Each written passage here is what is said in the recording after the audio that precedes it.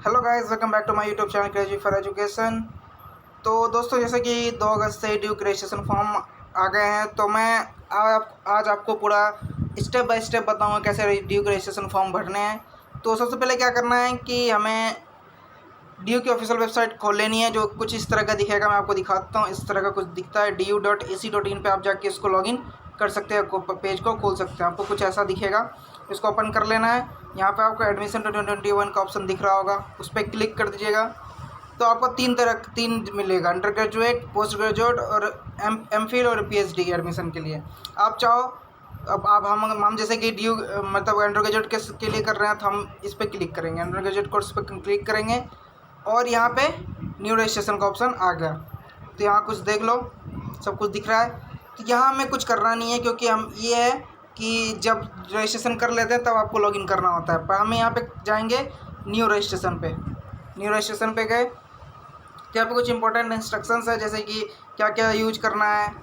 तो क्लास 12 का marksheet, registration email ID वगैरह वगैरह सब कुछ यहाँ पे आपको पढ़ लेना है। देन फिर यहाँ से शुरू होता है असली खेला। जैसे ममता दीदी कहते हैं खेला होवे, तो यहाँ से शुरू होता है असली खेला। तो आपका यहाँ पे जो नाम होगा वो 12th के मार्कशीट के बेस पे होगा।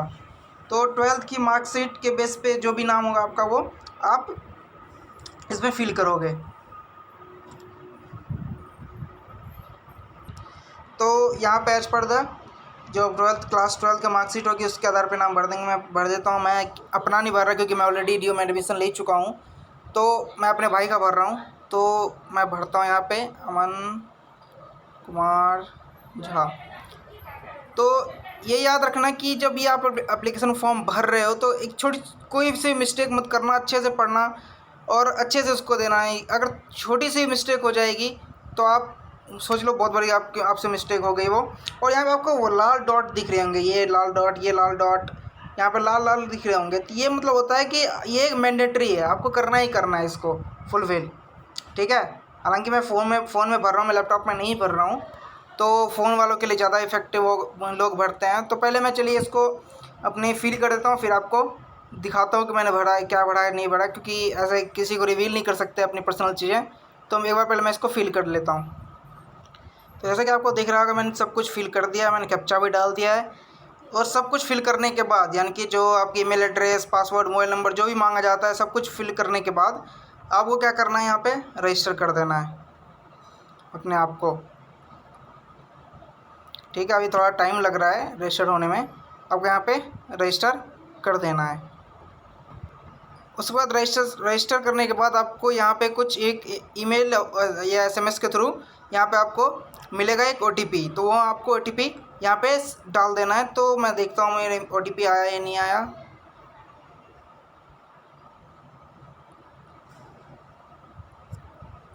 ये देखो, यहाँ पे मेरा यूनिवर्सिटी ऑफ दिल्ली से ओटीपी आ चुका है। तो आप उस ओटीपी को यहाँ पे डाल देना। ओटीपी डालने के बाद आपको यहाँ पे कैप्चा डालना होगा, जो कि कैप्चा यहाँ पे है। तो आई थिंक वो सी होना चाहिए, CARECH।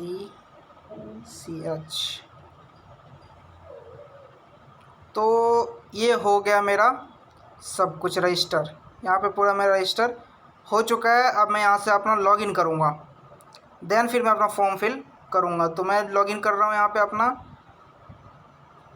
ओके, तो जैसा आपको अब दिख रहा होगा, मैंने रजिस्टर करके अपना लॉगिन कर लिया है। और अब यहाँ से रियल कहानी शुरू होती है, जिससे कि हमें पता चलता है कि क्या क्या करना है आगे, हमें कौन सा सब्जेक्ट लेना है, ये सब कुछ यहाँ पता चलेगा आपको। यहाँ पे कुछ इंस्ट्रक्शन है, जैसे कि कुछ बताया गया, वो मैं पढ़ के सुना देता हूँ। Photocopy for the all document listed below, मतलब फोटोकॉपी देना पड़ेगा। One on the photocopy use document by self attested. Self attested मतलब क्या होता है कि आपको या तो क्या करना है कि फ़ोटोकॉपी करा लेनी है, उस पर अपना साइन करके उस पर लिख दो सेल्फ अटेस्टेड, बस यही करना है और कुछ नहीं करना। या नहीं भी करोगे तो चलेगा, मैंने नहीं किया था तो चला था, मुझे कोई दिक्कत नहीं हुई थी। बट क्यों रिस्क लेना यार, हमारे टाइम पे कोई और रूल था, हो सकता है तुम्हारे टाइम पे कोई और रूल चेंज हो जाए। तो सेल्फ अटेस्ट कर देना। उसके बाद कहता है scan all these self-attested copy and keep them saved in the device, mobile or laptop on which you can carry out the online registration. You will need all this scanned self-attested copy handily upload on the complete online registration. मतलब सब कुछ copy करना है, मतलब जो copy आपने किया self attest उसका एक एक जो है फ़ोटो उसको सेव करके रखो ताकि आप अपलोड कर सको। ऐसे ही सब कुछ है, पूरा ये लिस्ट ऑफ डॉक्यूमेंट है, सब कुछ करना है। जैसे कि SC ST PW सर्टिफिकेट जो इशू होना चाहिए वो कभी कभी चलेगा। SC ST PW सर्टिफिकेट कभी भी चलता है, कोई दिक्कत नहीं है। मगर OBC सर्टिफिकेट जो होगा ना वो 31 मार्च का होना चाहिए, 31 मार्च के बाद का OBC सर्टिफिकेट होना चाहिए। आप चाहो तो यहाँ पे जो लिंक दे रखा है ncbc.nic.in दिख रहा होगा, आप इस पर क्लिक करके आप पता कर सकते हो कि मैं OBC कैटेगरी में आता हूँ या नहीं। और EWS सर्टिफिकेट भी जो है वो 31 मार्च के बाद का होना चाहिए, उससे पहले का नहीं, यानी कि लेटेस्ट होना चाहिए। ठीक है, तो ये सब पढ़ के यहाँ पे हमें क्या करना है, नीचे आके तो मैं यहाँ पे टिक कर दूंगा। मैं सब कुछ आप पढ़ लेना, मैंने ऑलरेडी पढ़ रखा है, इसको अभी पढ़ लेना और यहाँ पे आप सबमिट कर दो। ठीक है, अब यहाँ पे आपको दिख रहा होगा 1 2 3 4 5 6 7 8 पेज है, तो 8 पेज आपको भरना पड़ेगा। तो मैं शुरू करता अपना नाम सब कुछ भरना। तो मेरा नाम मतलब मेरे भाई का नाम है अमन कुमार झा। ठीक है, सॉरी यहाँ पे सिर्फ फर्स्ट नेम डालना था।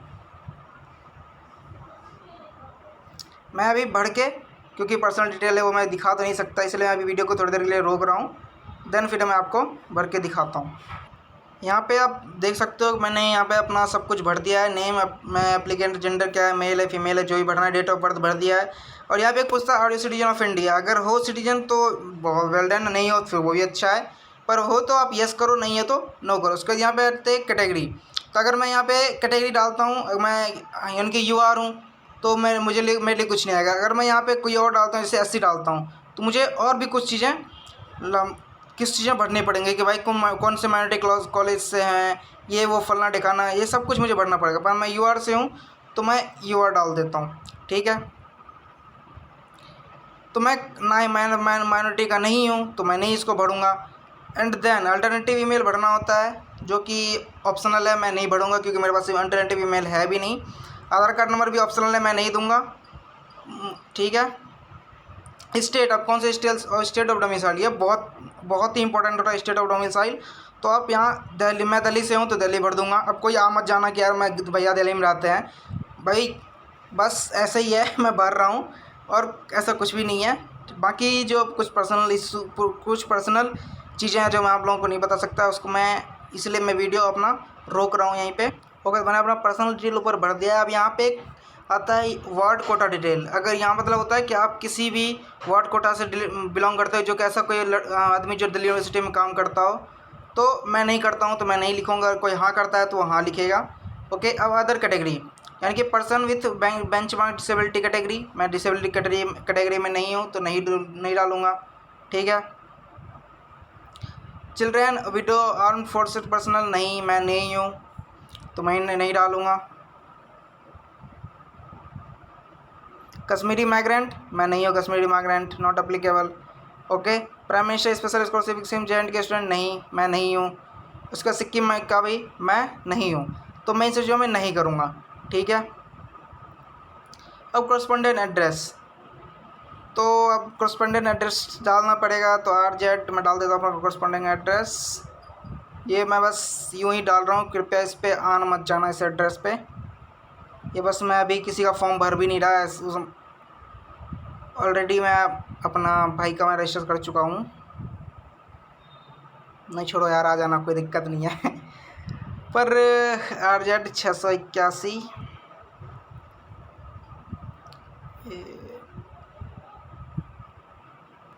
मैंने अपना एड्रेस डाल दिया। अब यहाँ पूछा है कंट्री मैं इंडिया से बिलोंग करता हूँ।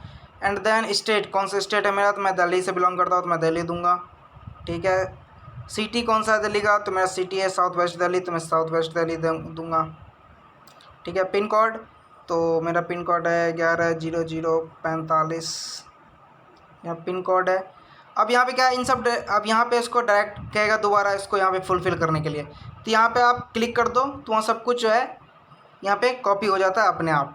ठीक है, अब बैंक डिटेल के लिए देने के लिए कह रहा है, तो ये तो कुछ ज़्यादा ही पर्सनल हो गया, तो मैं नहीं दे सकता आपको बैंक डिटेल। बट अभी मैं इसलिए मैं रोक रहा हूँ अपना वीडियो। एंड देन फिर आपको मैं इस बैंक डिटेल को भरने के बाद आप सबमिट कर दोगे। ओके, जैसा कि मैंने यहाँ पे सब कुछ डाल दिया है और मैं सबमिट कर दिया अपना सब कुछ। ओके, जैसा कि आपको दिख रहा होगा मैंने सब कुछ अपना डिटेल भर दिया और मैं यहाँ पे अब क्या करूँगा, अपना अपलोड कर दूँगा। अब यहाँ पे सबमिट कर दूँगा और यहाँ पे मेरा सब कुछ देख लो आ गया, सब कुछ अमन कुमार झा सब कुछ आ गया मेरा भाई का। अब यहाँ पे मुझे कुछ चेंज करना हो, कुछ करना हो यहाँ पे कि नहीं भाई मैं कुछ गलत हो गया है तो मैं चेंज कर लूँगा। तो यहाँ पे नीचे में देखो एडिट का ऑप्शन दे रखा है, तो आप एडिट कर सकते हो। एक बार मैं भी चेक कर लेता हूँ, देन फिर मैं भी आगे बढ़। ओके, तो मैं नेक्स्ट कर दिया है। अब मैं यहाँ से देखूँगा कि मैं इस बोर्ड ऑफ एग्जामिनेशन का अब सब कुछ मैं अपना फिर से डिटेल भरना पड़ेगा। तो मैं कौन से बोर्ड से था, मैं CBSE था, CBSE हूँ तो मैं CBSE भरूँगा।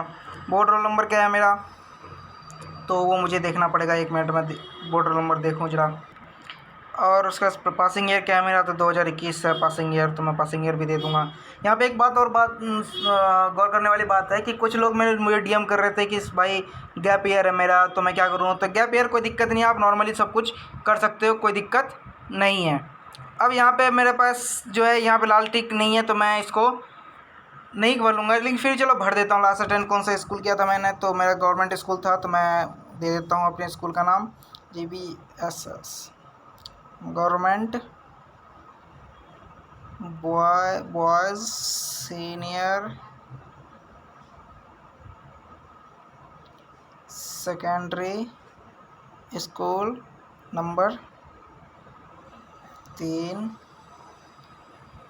पालम एनक्लेव।